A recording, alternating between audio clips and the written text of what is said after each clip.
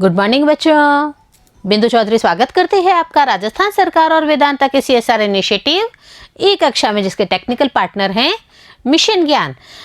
बच्चों, कई वीडियोस में हम बात कर रहे हैं राइटिंग पोर्शन की। इससे पहले के कई वीडियोस हम देख चुके हैं।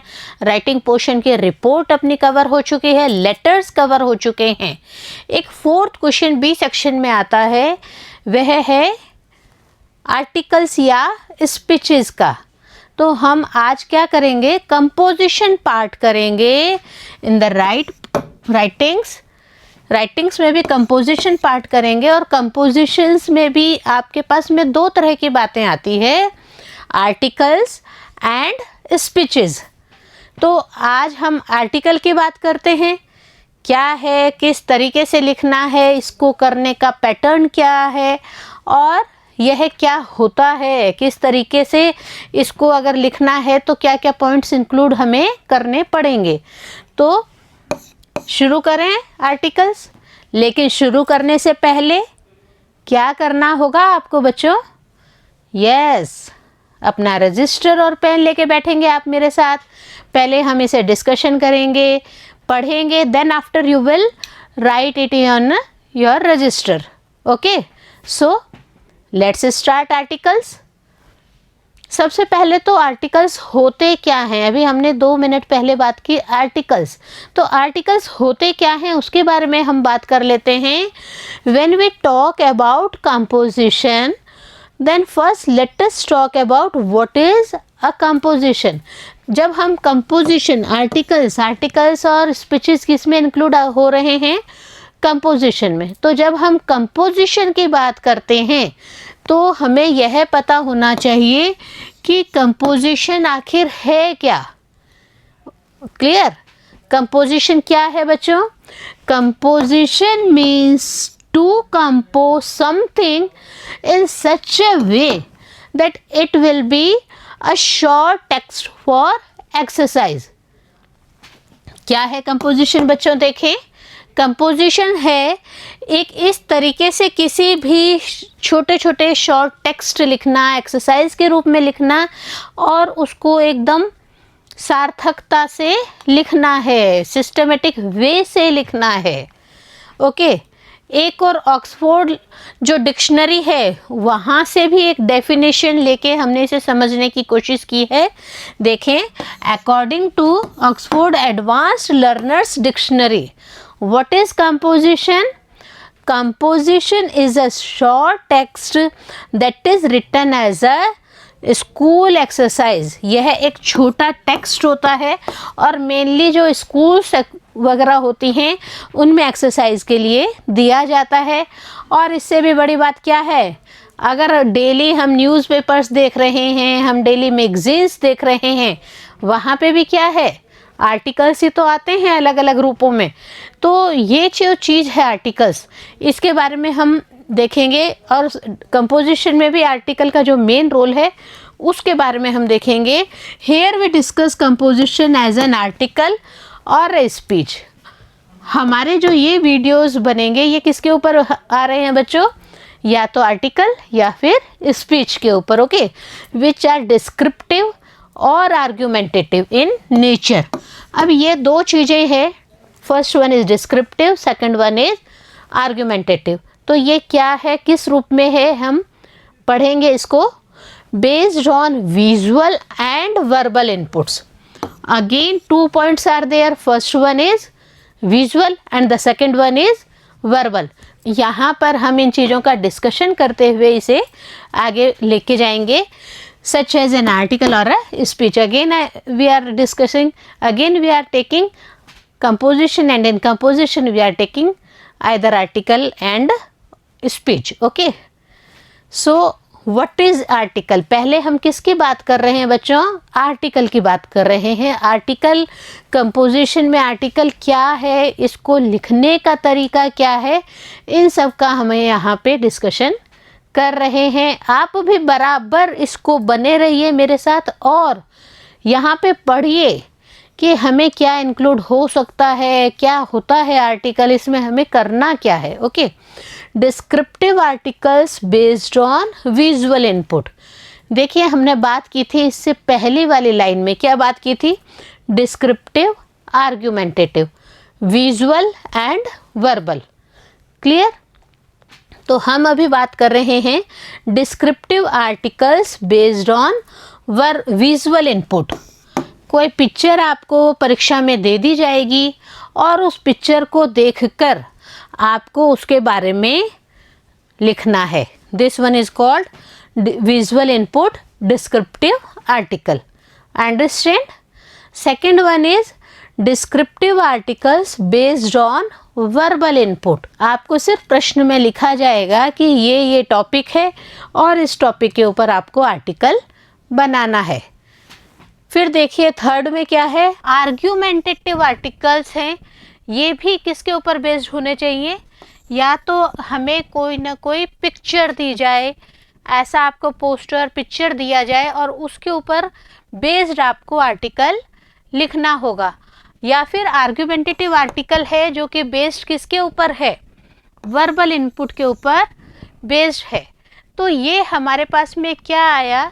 एक पैटर्न आया कि हम आर्टिकल को कितनी तरह से कंपोज कर सकते हैं।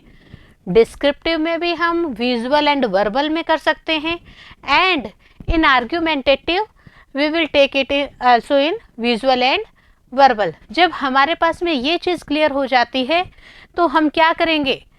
नेक्स्ट अपना जो प्रोसेस है वो इजी गोइंग वे में फॉलो अप कर सकते हैं। तो ये 4 तरीके हैं। Again what is this article? Definition इसकी हमें जरूर पता होनी चाहिए। What is this article? It is a piece of writing in a newspaper और मैगजीन। एक ये डेफिनेशन भी बहुत मिलती है हमें बच्चों।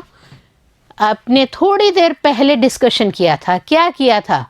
कि हम आजकल न्यूज़पेपर, आजकल क्या सदियों से बच्चों, थोड़ी देर पहले हमने इसी टॉपिक पे, इसी बात पे डिस्कशन किया था। क्या किया था बच्चों? कि मैगजीन्स हैं, न्यूज़पेपर्स हैं, उन सब में हमें क्या मिल रहा है? आर्टिकल्स मिल रहे हैं और उन आर्टिकल्स के रूप में ही हमें बहुत सारा ज्ञान सहेजने को मिल जाता है। तो सबसे पहले आर्टिकल लिखें उससे पहले हमारे पास में क्या होना चाहिए? उसका एक फॉर्मेट होना चाहिए। How we will write an article? So format of an article, सबसे पहले तो हम इसे समझ लेते हैं, और जब हम इस चीज़ को समझ लेंगे तो हमारा काम बहुत ही आसान हो जाएगा। सबसे पहले हम क्या लिखेंगे? सबसे पहले हमारा पॉइंट होता है title of the article. Article का कोई भी टाइटल, शीर्षक जो होता है उसे सबसे पहले हम शो करेंगे। ओके, तो फर्स्ट नंबर पे हमारे पास में क्या आया?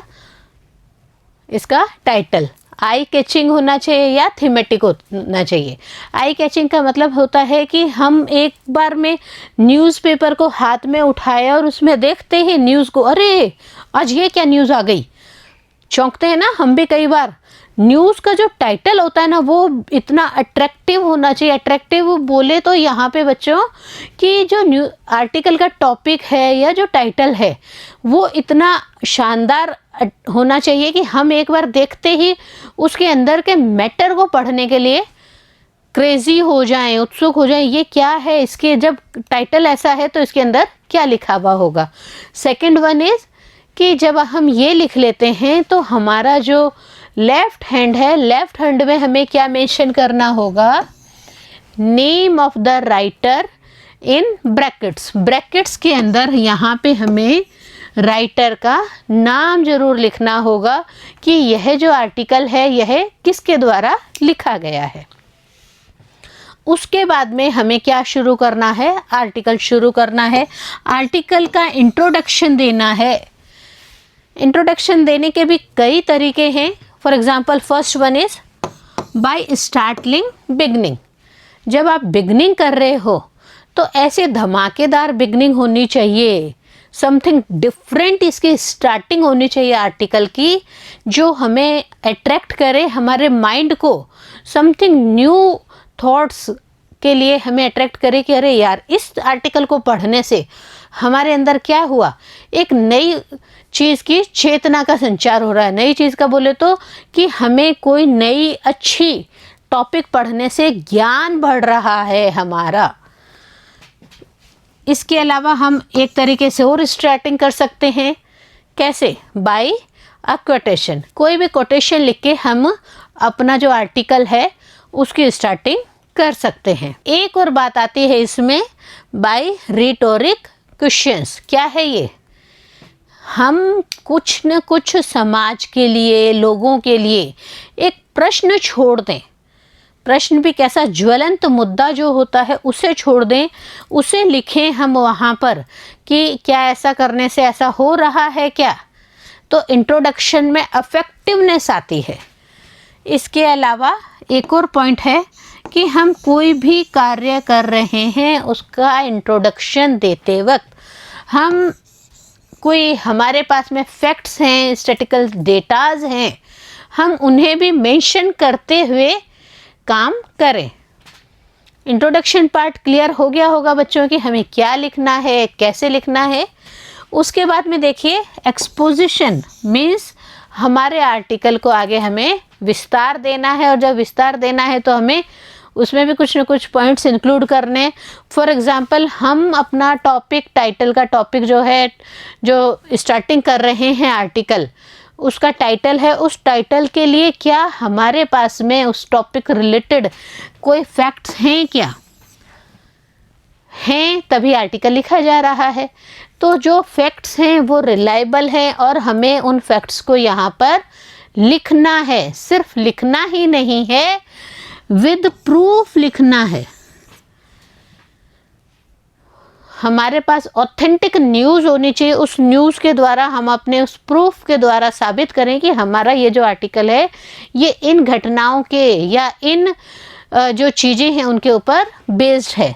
प्लस अगर हमारे पास में कोई स्टैटिस्टिक्स, आंकड़े हैं, तो जो डाटाज हैं उन डाटाज को भी हमें शो करते हुए अपना काम आगे बढ़ाना है। काम से बोले तो यहाँ पे अपने आर्टिकल को आगे डेवलप करना है।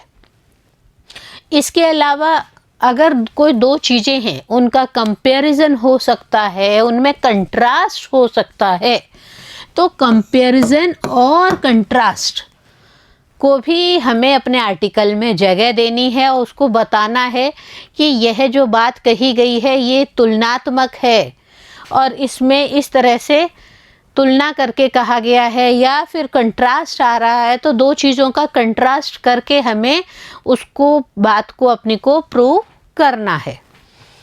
One more thing in this one, by cause and effect. For example कोई बीमारी हो गई है तो वह बीमारी किस कारण से हुई है वो भी हमें देना है, और उस बीमारी की वजह से किस पर क्या क्या इफ़ेक्ट पड़ा है उसका भी हमें अपने आर्टिकल में लिखना ज़रूरी है। तो इससे क्या है, हमारा जो आर्टिकल है वो बहुत ही इफ़ेक्टिव हो जाता है और सामने जो पढ़ने वाला है उसके दिमाग में बहुत ही अच्छा आर्टिकल लिखने की जो एक इमेज है, इट मीन्स पूरे कंटेंट को कवर करके लिखने वाला आर्टिकल सामने वाले को, पढ़ने वाले को देखने को मिल जाता है। एक वो बात है बच्चों कि जब हम कंक्लूज़न कर रहे हैं, इट मीन्स हमारे आर्टिकल की लास्ट जो कवरअप लाइनें हैं उन्हें लिख रहे हैं, तो उनमें हम क्या लिखेंगे? With a hope. कोई ऐसा आर्टिकल जो जीवंत उदाहरण है किसी चीज़ का, तो उसमें हम क्या लिखेंगे कि एक आशा के साथ में उस आर्टिकल को फिनिश करेंगे, विद द होप फिनिश करेंगे उसे, कि अगर हम ऐसा करते हैं तो इन फ्यूचर हमारी जो लाइफ है वो किस तरीके से हो जाएगी।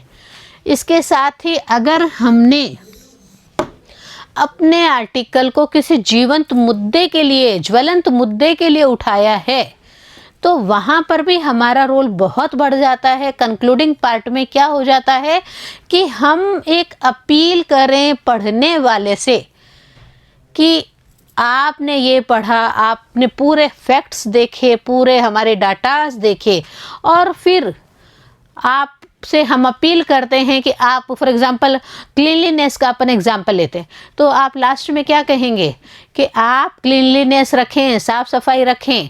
अगर आप इम्पोर्टेंस ऑफ स्टडी ले रहे हैं तो आप क्या कहेंगे कि होप मुझे अच्छा लगा, मैंने ये आर्टिकल लिखा और इस आर्टिकल को पढ़ने के बाद में आप भी बहुत ही अच्छी तरीके से अपनी लाइफ को सेट करेंगे।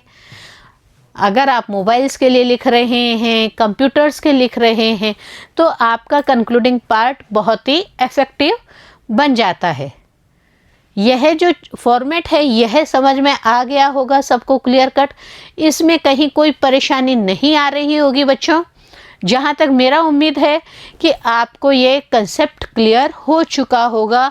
आप इस वीडियो में क्या देख रहे हैं, आर्टिकल्स को लिखने का तरीका देख रहे हैं। कंपोजिशन पार्ट है वह भी हमारे मार्किंग स्कीम के हिसाब से हम देखते हैं, पेपर्स के हिसाब से हम देखते हैं, तो बहुत ही इम्पोर्टेंट रोल अदा करता है। तो यह पढ़ना बहुत ही ज़रूरी है हर स्टूडेंट के लिए।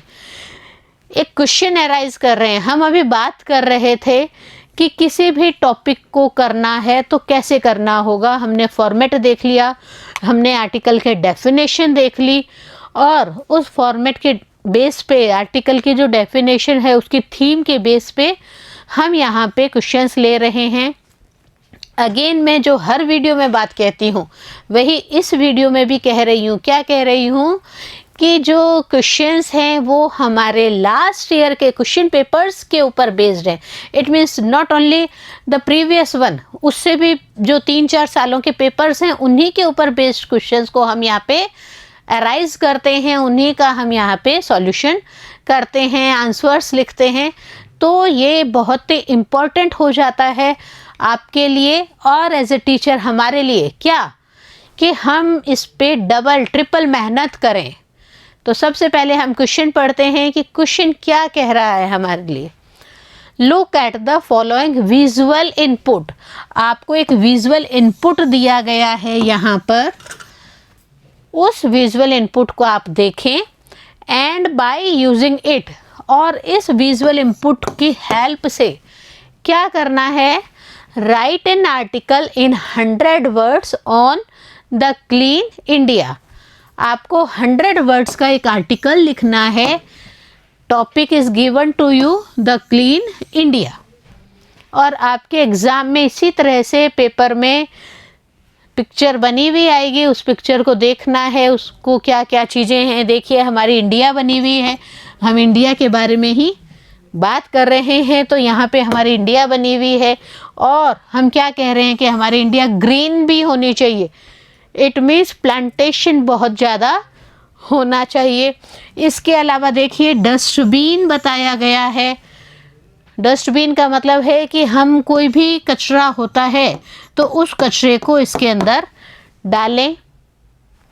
हर चीज़ देखिए, ये एक चश्मा है जो हमें क्या इंडिकेट कर रहा है कि हमारे जो महात्मा गांधी जी थे वो भी क्लीनलीनेस पे बहुत ज़्यादा जोर देते थे, तो यहाँ पर वह चीज़ भी इंक्लूड की गई है।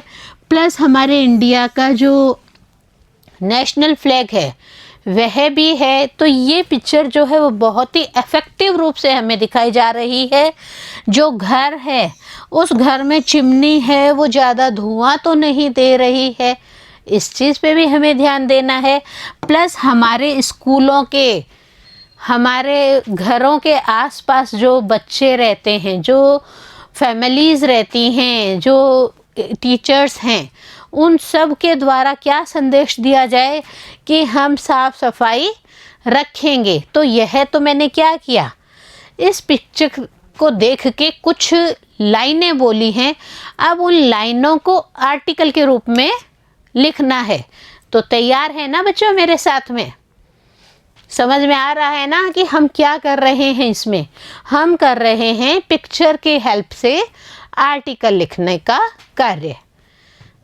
इसी पिक्चर से हम ले रहे हैं। सबसे पहले हमें क्या करना होगा बच्चों, टॉपिक देना होगा। टॉपिक देने के बाद में आप यहाँ पे, मैंने फॉर्मेट में बताया था कि अपना नाम लिखेंगे। फॉर एग्जाम्पल यह जो कार्य है ये किसके द्वारा किया जा रहा है, ये आर्टिकल किसके द्वारा लिखा गया है, फॉर एग्जाम्पल ये राम के द्वारा लिखा गया है, तो यहाँ पे बाय राम जरूर आप लिखेंगे और इसको ब्रैकेट में क्लोज कर देंगे। उसके बाद में हमारे आर्टिकल को हमें विस्तार देना है। Cleanliness and hygiene are not only for our personal belongingness और आवर ओन होम्स। आर्टिकल की शुरुआत है, क्या कह रहे हैं, क्लीनलीनेस एंड हाइजीन। ये क्या है, जो साफ सफाई है या जो व्यवस्था है ये सिर्फ हमारी पर्सनल बिलोंगिंगनेस के लिए ही, हमारे स्वयं के लिए ही नहीं होना चाहिए कि हम क्या कर रहे हैं, अपने घर को साफ कर लिया और जितना भी घर का कूड़ा करकट है उसको क्या किया, गली में डाल दिया।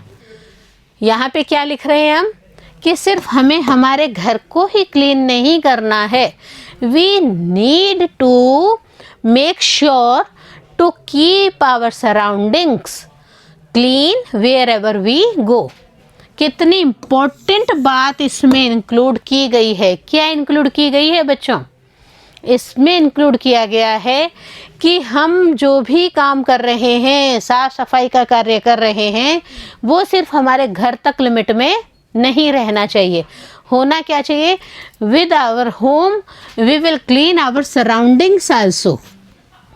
हमारा जो सराउंडिंग है, आसपास का जो वातावरण है वह भी साफ होना चाहिए। और ये सिर्फ ये नहीं है कि आप घर में रह रहे हैं तो आपके घर के आसपास का ही वातावरण साफ होना चाहिए। If you are in school and you are putting your waste papers और योर वेस्ट फूड, जो खाना खाने के बाद में आपका कोई बच गया है खाना हेयर एंड देयर, तो क्या होगा, गंदगी फैलेगी। तो ये चीज़ विशेष रूप से ध्यान रखनी है कि not only our home but our surroundings also wherever we go. हम कहीं पर भी जाते हैं, मार्केट जा रहे हैं, मॉल जा रहे हैं, पिक्चर हॉल जा रहे हैं, स्कूल जा रहे हैं, अपने कोई फ्रेंड सर्कल में जा रहे हैं, इट मीन्स कहीं पे भी आप जा रहे हो तो अपने जो सराउंडिंग्स है उसको भी हमें क्लीन करना पड़ेगा। जहाँ पे भी जाते हैं हमारा मुख्य काम क्या होना चाहिए, क्लीनलीनेस। क्लियर। अगेन हमने क्या कहा था कि हमें हमारे आर्टिकल में कुछ ऐसी चीज़ें इंक्लूड जरूर करनी चाहिए जो अपीलिंग हो। For example cleanliness teaches us the way of living. Cleanliness से क्या होगा, बच्चों को ये तो नॉलेज में होना चाहिए ना, बच्चे हों बड़े हों कोई भी हैं, तो आपकी और मेरी नॉलेज में, समाज की नॉलेज में ये तो होना चाहिए कि अगर हम साफ सफाई रखते हैं, क्लीनलीनेस रखते हैं, तो इससे क्या होगा, इससे हमारा जो वे ऑफ लिविंग है वह बदल जाएगा। तो यह हमें पढ़ाना बहुत ही ज़रूरी है। It is our duty to throw garbage on its right place. और यह सबसे इम्पोर्टेंट बात है कि हमारी ये एक मॉरल ड्यूटी बन जाती है कि कोई भी तरह का गार्बेज है, कूड़ा करकट है, तो उसे हमें कहाँ पे डालना है, राइट प्लेस पे ही डालना है। डस्टबिन है बने हुए तो डस्टबिन में ही उन्हें पुटअप करना है। डस्टबिन भी आपको पता है बच्चों 2 तरीके के बने हुए हैं, तो उनकी भी आपको नॉलेज होनी चाहिए। भले ही आप आर्टिकल में लिख रहे हैं नहीं लिख रहे हैं, लेकिन आप जब बोलते हैं, जब आप उसको माइंड में ग्रसअप करते हैं, तो आपके पास में ये चीज़ होनी चाहिए, गीला कचरा हमें कहाँ डालना है, सूखा कचरा किस में डालना है, ब्लू बास्केट और ग्रीन बास्केट, इसका विशेष तौर से ध्यान रखना है। We can save our generations from diseases. देखिए सबसे बड़ी थीमेटिक बात कह दी कि अगर हम क्लीनलीनेस रख रहे हैं तो हम क्या कर रहे हैं, वी कैन सेव, हम बचा सकते हैं। किसको बचा सकते हैं, जनरेशन्स को। कौन सी जनरेशन, आने वाली जो पीढ़ी है उसको बचा सकते हैं।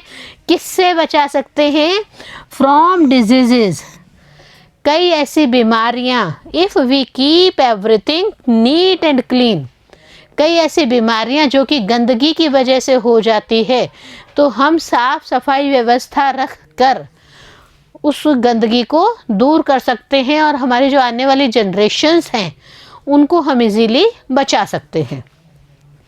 Our elders have always emphasised on making cleanliness a habit. हमारे जो एल्डर्स हैं, हमारे जो बड़े हैं, वो हमें क्या बात सिखाते हैं कि वो हमेशा सबसे बड़ी बात कहते हैं कि हमें अपने आसपास साफ सफाई रखनी है, इसकी आदत ही डाल लें। फॉर एग्जाम्पल, आप अपने रूम में बैठे हैं, पढ़ाई कर रहे हैं और आपने बुक्स सारी तरफ बिखेर दी, होगा क्या? मम्मी डांटेंगी, आएंगी, मम्मी कहेंगी अरे ये क्या कर रहे हो आप, आपको ऐसा नहीं करना चाहिए आपको। और रोज़ रोज़ कोई कहे इससे अच्छा क्या है? एक अच्छा स्टूडेंट क्या होता है कि वह जहाँ पर भी बैठता है वहाँ पे साफ सफाई करके बैठता है, और जैसे ही आपका स्टडी कंप्लीट होता है आप अपने टेबल को क्लीन करेंगे, और आपकी वजह से रूम भी अगर बिखर जाता है तो उसकी भी साफ सफाई करके ही उठेंगे। ये तो एक छोटा सा एग्जाम्पल हुआ हमारे सिर्फ रूम का। हमने डिस्कशन कर रहे हैं हमारा घर, हमारा लोकेलिटी, प्लस हमारा school and whole society, whole India को इंक्लूड करना है हमें। आपने पिक्चर देखा है ना, क्लीन इंडिया आर्टिकल का जो हमारा टाइटल है वह भी देखा है आपने। तो इसके अलावा और क्या लिखेंगे कि हमें अपने जो क्लीनलीनेस है उसको एक हैबिट के रूप में लेना है। क्यों लेना है हैबिट के रूप में? Because they know it is important for healthy life. हमारे जो एल्डर्स हैं, बड़े हैं, वो हमें बार बार क्या सिखाते हैं कि हमारी जो हेल्दी लाइफ है उसको जीने के लिए हमें क्लीनलीनेस की बहुत ज़्यादा ज़रूरत है। इसके अलावा एक और इम्पॉर्टेंट बात, ऑल द रिलीजियस सेरेमनीज, हमारे जितनी भी धार्मिक जो संस्कार होते हैं, क्रियाएं होती हैं, वो भी क्या होती हैं? Are carried out after the thorough cleaning of the surroundings.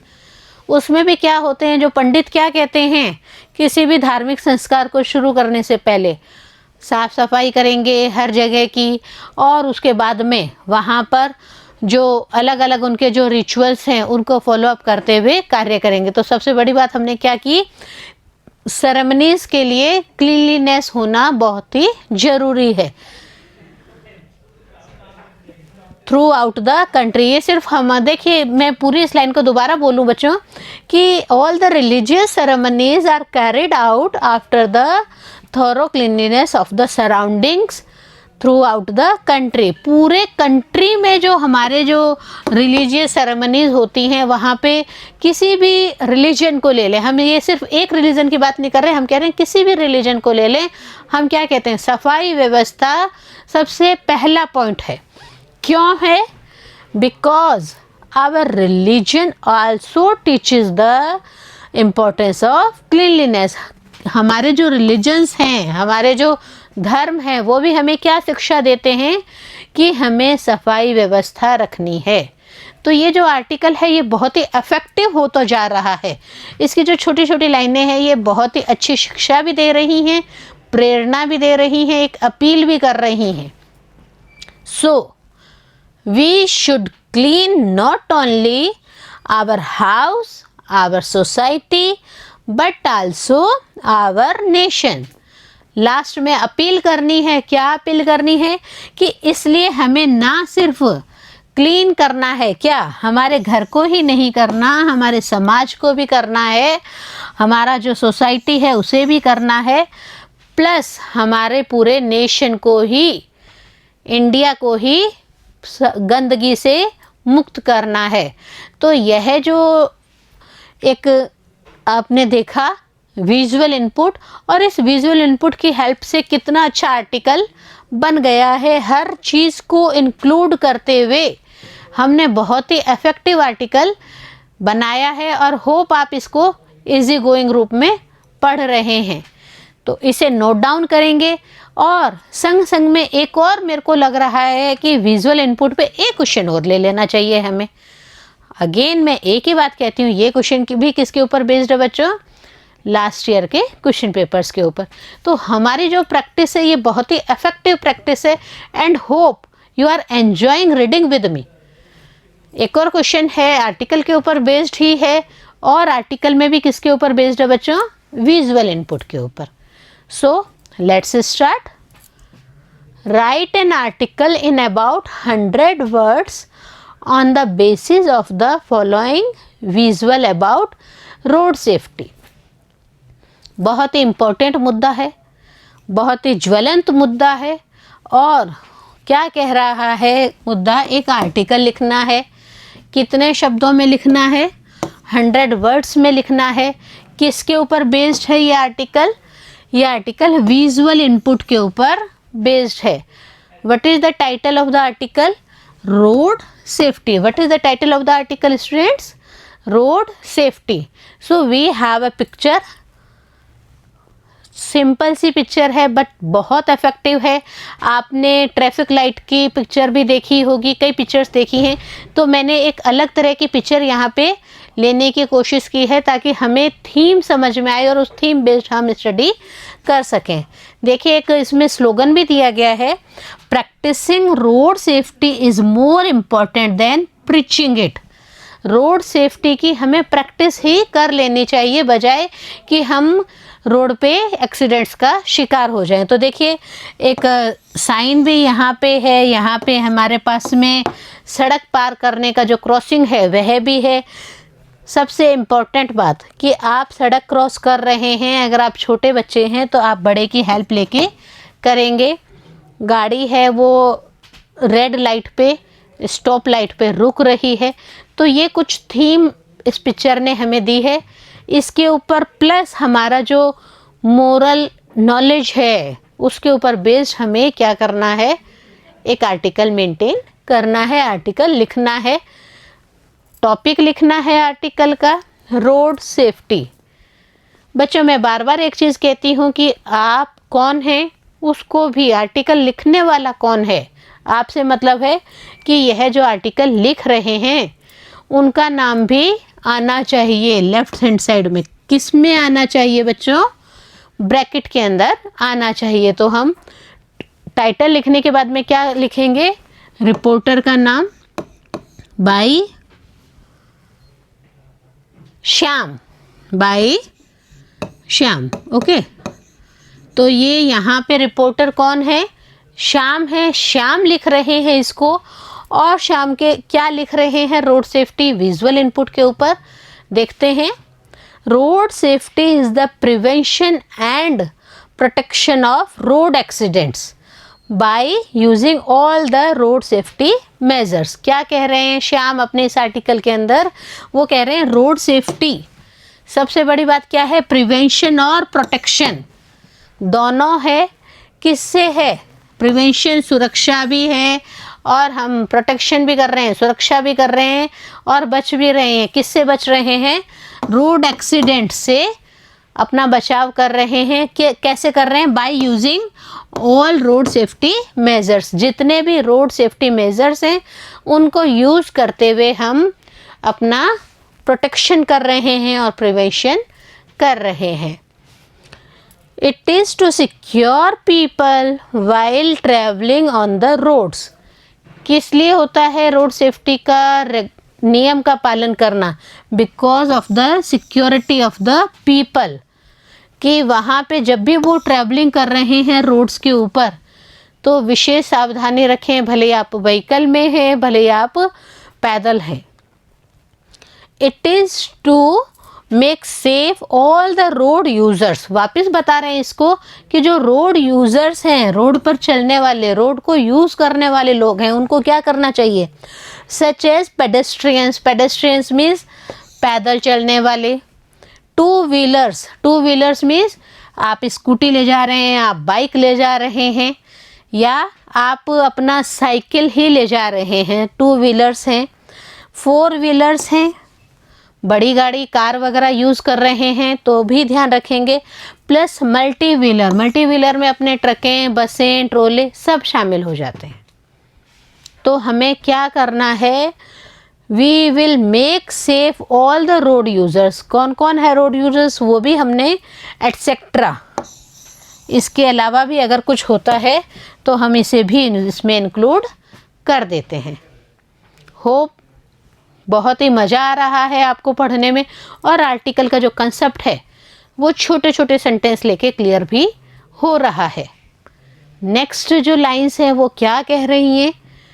practicing road safety measures is very good and safe to all people. Practice करनी है हमें, हमारे जो बच्चे हैं उनको ये चीज़ बतानी है, बार बार प्रैक्टिस करा के कि आप रोड कैसे क्रॉस करेंगे, प्लस रोड पे अगर आप चल भी रहे हैं तो आप उसमें रोड सेफ्टी के जो मेजर्स हैं उनको फॉलो अप करते हुए ही चलेंगे। तो यहाँ पे हम क्या कहेंगे, जो मेजर्स हैं रोड सेफ्टी के, रोड क्रॉस करने के या रोड पे चलने के, उसको सभी पीपल को बताना है, plus all through the life हमें उसका पालन करना है। ऐसा नहीं है कि बच्चे हैं सिर्फ उन्हें ही पालन करना है। हमने थोड़ी देर पहले बात की 2 व्हीलर, 4 व्हीलर और मल्टी व्हीलर, तो it is useful for all of us. Everyone should respect others while driving or walking on the road and take care of their safety. जब हम सड़क पर चलते हैं, बहुत ही इम्पोर्टेंट लाइन है बच्चों, जब हम सड़क पर चलते हैं तो सिर्फ हमें अपना ही ध्यान नहीं रखना है, हमें अपना ध्यान रखते हुए प्लस और किसका ध्यान रखना है, हम ड्राइविंग कर रहे हैं या हम वॉकिंग कर रहे हैं तो हमें रोड सेफ्टी के सारे मेजर्स फॉलो करते हुए अपना प्लस सामने वाले दोनों का ध्यान रखते हुए ही अपना व्हीकल जो है वो रनिंग में लेना है। पैदल चल रहे हैं तो भी बहुत ही सिक्योरिटी मेजर्स अपनाते हुए ही आगे बढ़ना है। People's safety on the road is one of the most important aspects in order to avoid roadside accidents, injuries and death. हम बात कर रहे थे कि आर्टिकल में क्या लिखना चाहिए, ऐसा कोई ज्वलंत मुद्दा भी लिखना चाहिए, ऐसी कोई अपीलिंग बात भी लिखनी चाहिए जिससे कि वाकई में लोगों को लगे कि नहीं यार, अगर हम गलत कर रहे हैं तो उसे अवॉइड करें। और क्या करें, अपना खुद का सिक्योरिटी रखते हुए सामने वाले की सिक्योरिटी भी जरूर रखें। क्या कह रहे हैं देखो, people safety on the road is one of the most important aspect. सबसे बड़ा एस्पेक्ट है ये, सबसे बड़ा एस्पेक्ट है क्या है कि सड़क पर जो रोड साइड एक्सीडेंट्स हो जाते हैं, इंजरीज हो जाती हैं और कई बार तो डेथ तक हो जाती है, तो हम सब इसके बारे में बहुत ही अवेयर रहें कि किसी भी प्रकार का एक्सीडेंट है, इंजरी हो रहा है या इन द लास्ट डेथ तक इंसान की ना हो, तो उतना हमें प्रिवेंशन करना ही होगा। जब हम कंक्लूजिंग करेंगे तो हम अगेन कुछ ना कुछ पॉइंट्स को इंक्लूड करते हुए अपनी बात को समाप्त करेंगे। क्या करेंगे हम, so make people aware about green cross road means stop. इसीलिए हम लोगों को अवेयर करेंगे, क्या अवेयर करेंगे कि जो रोड क्रॉस करते हो, कब रोड क्रॉस करेंगे, जब लाइट हमें क्या सिग्नल दे रही है, स्टॉप का सिग्नल। इट मीन्स गाड़ियाँ इधर से भी नहीं आ रही हैं, इधर से भी नहीं आ रही हैं, स्टॉप का सिग्नल है और पेडेस्ट्रियंस को, पैदल यात्रियों को जाने के लिए कहा गया है। Only on that time we will use this one. और अगर व्हीकल्स के लिए भी कोई रूल्स हैं, फॉर एग्जांपल लाल लाइट फिनिश हो रही है, ग्रीन चालू हो रही है, only on that condition you will run on the road, otherwise you will not at all run on the road. For example stop हो गए, लुक हो गए, इधर उधर देखेंगे, सोचेंगे और उसके बाद में ही रोड क्रॉस करेंगे। तो रोड क्रॉस के अलावा क्या करना है, लर्निंग ऑफ ट्रैफिक लाइट्स। हम बार बार बात कर रहे थे, हमने जब पिक्चर देखी तब भी हम क्या बात कर रहे थे बच्चों, कि ट्रैफिक लाइट की पिक्चर हम सब ने देखी है, उसका भी रूल्स को फॉलो अप करना जरूरी है। हम अभी इससे पहले की लाइनों में भी यही चीज़ का डिस्कशन कर रहे हैं। तो सभी को ट्रैफिक लाइट्स के नियम समझाने बहुत ही ज़रूरी हैं और एक अवेयर पीपल होने के नाते हम सब की ड्यूटी बनती है कि ऐसा फिर भी कोई आ रहा है पोजीशन तो we will remove that position. And understanding of road science, कई जगह पे आप देखिए हमारे रोड साइंस भी बने हुए होते हैं।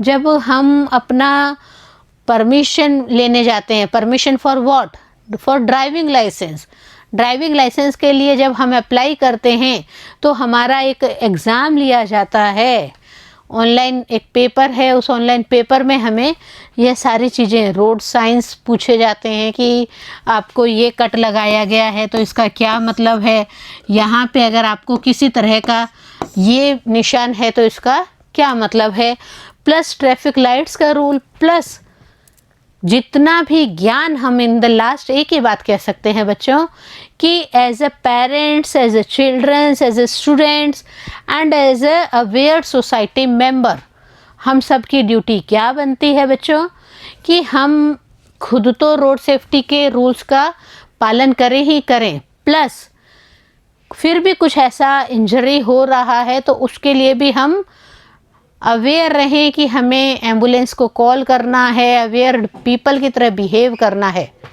सो होप बहुत ही अच्छा लगा होगा और बिल्कुल इजी वे में आर्टिकल का जो विजुअल इनपुट कंसेप्ट है वो क्लियर हो गया होगा।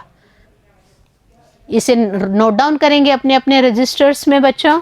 दूसरी बात कि नेक्स्ट वीडियो में मेरे साथ बने रहेंगे, क्योंकि अगले वीडियोस लेके आएंगे वर्बल इनपुट्स के ऊपर, आर्टिकल के ही वर्बल इनपुट्स को हम कवर करेंगे।